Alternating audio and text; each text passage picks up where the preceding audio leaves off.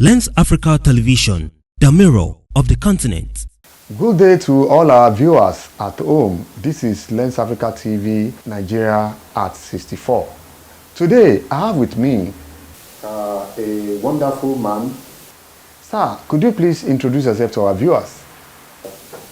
Thank you, respected Nigerians. My name is Sam Emeka Okpala. I'm the General Secretary of Labour Party, Lagos State. Thank you very much, sir. Nice having you on the show. My pleasure too. My first question, do you think Nigeria is matured enough to be celebrating 64th anniversary? Thank you very much. First of all, I want to congratulate Nigerians, if not for anything, for still being together to celebrate 64th year of our independence as a nation. My brother, I feel that we are more than even matured to celebrate our independence. Of course, it's this 4-year-old child. It's no longer a toddler. It's a 64-year-old man or woman who is past the middle ages. He has entered the second half of his or her life. So for me, we are matured enough to celebrate. On the 1st of October, we saw a group of people protesting in the street of Lagos. And some people were saying the protest was sponsored. Sir, can you share more light on this? My brother, you see, there is a proverb in my place.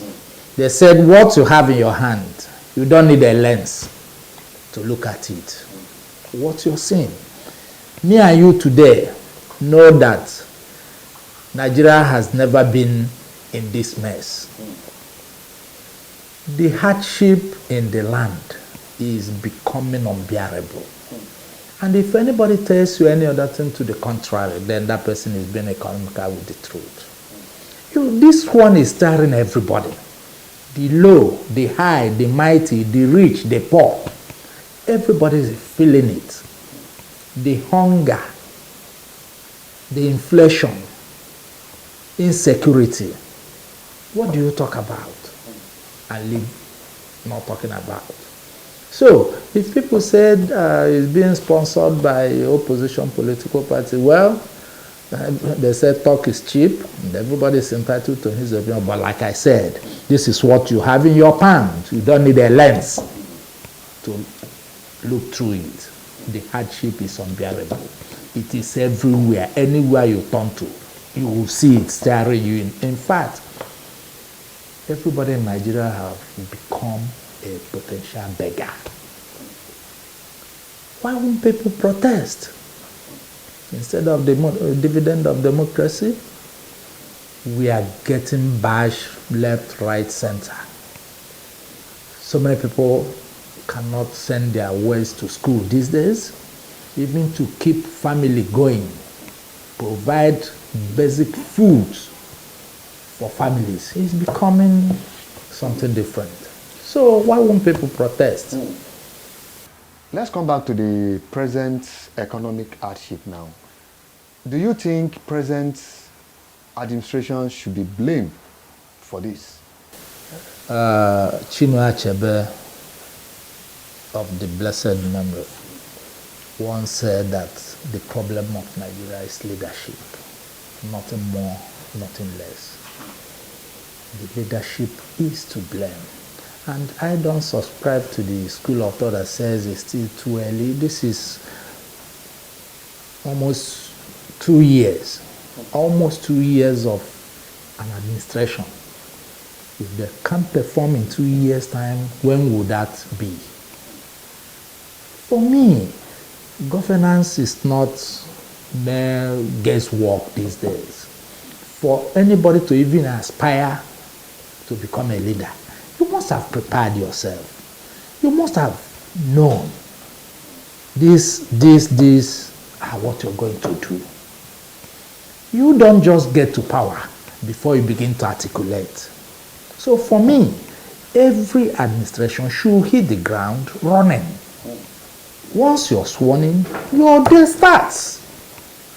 I expect dividend of democracy from our leaders immediately they come on board.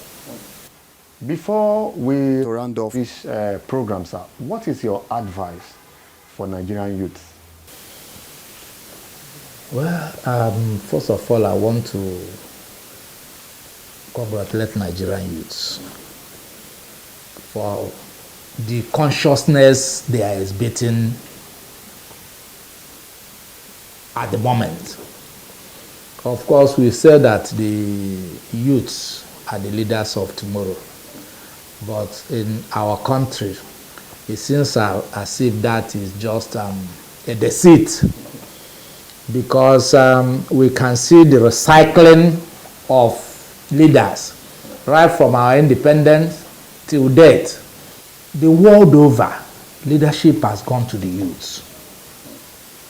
So I want to advise Nigerian youths to take their pride of place. Political thugs, our youths. Who are those selling their votes for peanuts? Our Nigerian youths. Is that the way they will become the leaders of tomorrow? The answer is definitely no. So I want to advise the youths, because the truth is that if they don't take care of themselves, if they don't assert their authority, nobody will do it for them. Lastly, sir, how can we solve the problem of economic hardship in Nigeria? Well, I will go technical, because there's no one formula that fits it all when you talk of Nigeria's problem. For me as a person, I believe that, in law, they say you cannot put something on nothing and expect it to stand. Likewise, I believe that for us to get things right in Nigeria, we should go to the basics. And what are those basics?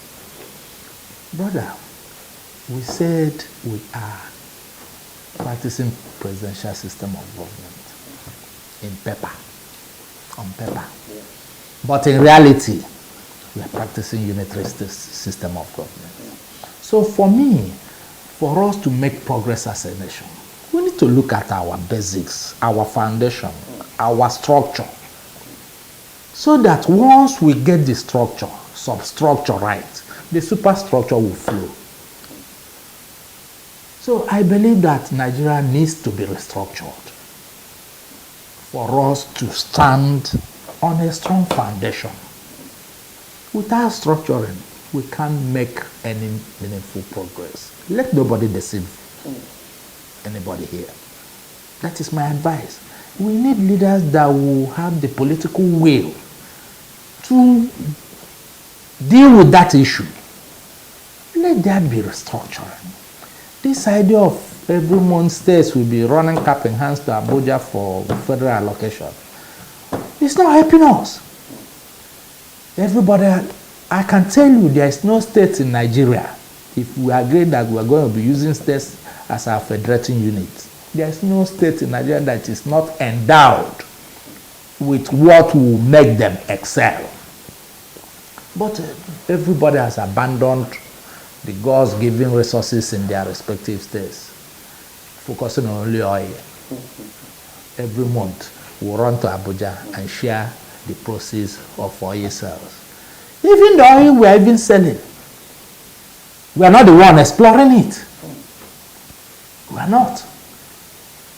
We depend on foreigners to explore the oil, and it is whatever they tell us they got is what we are sharing. Well, who says that we cannot make more money from solid minerals in the north more than the oil? We can. So let Nigeria be restructured. Let there be competition. Let states develop at their own pace. A believer in the fact that the north, as presently constituted today, can feed Nigeria and West Africa through agriculture. But nobody's talking about that. Everybody's focusing on oil. So for me, that is the fundamental. That is what we need to address. Once we get it right structurally, every other thing will begin to fall in its pleasant places. Okay, thank you very much, Chief Sam Okpala, for having you on this show. This is where we're going to draw the curtain for today. Tomorrow is another edition on Nigeria at 64. Don't forget, accept what God has given you and make the best use of it. Bye for now.